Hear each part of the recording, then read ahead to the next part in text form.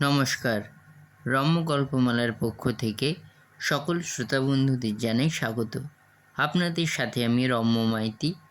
আজ পরিবেশন করতে চলেছি বিশ্বকবি রবি ঠাকুরের লেখা কবিতা শেষ বসন্ত। ছবি সংগৃহীত। কবিতা পাঠে আমি রম্য মাইতি। আজকের কবিতা শেষ বসন্ত। আজিকার দিন না ফুরাতে, হবে মোর এ আশা পুরাতে। শুধু এবারের মতো বসন্তের ফুল যত, যাব মোরা দুজনে কুড়াতে। তোমার কানন তলে ফাল্গুন আসবে বারংবার, তাহারই একটি শুধু মাগি আমি দুয়ারে তোমার। বেলা কবে গিয়াছে বৃথায়, এতকাল ভুলেছিনু তাই। হঠাৎ তোমার চোখে দেখিয়াছি সন্ধ্যালোকে, আমার সময় আর নাই।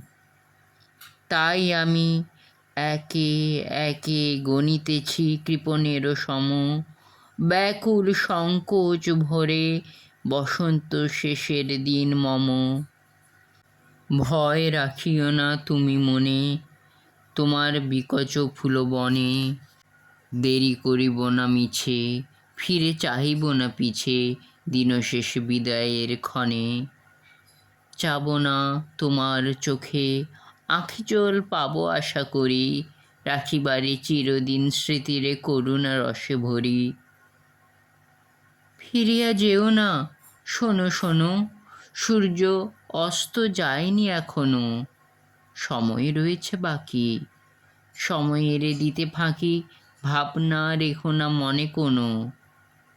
পাতার আড়াল হতে বিকালের আলোটুকু এসে আরও কিছুক্ষণ ধরে ঝলুক তোমার কালো কেশে।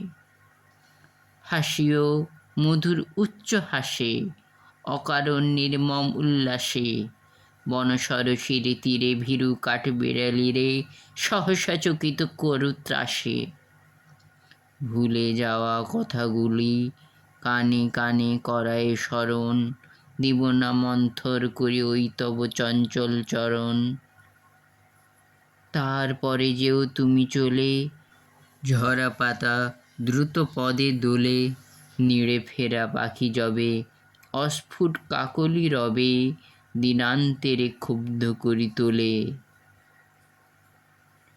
বেণু বন ছায়া ঘন সন্ধ্যায় তোমার ছবি দূরে, মিলাইবে গোধূলির বাঁশরীর সর্বশেষ সুরে।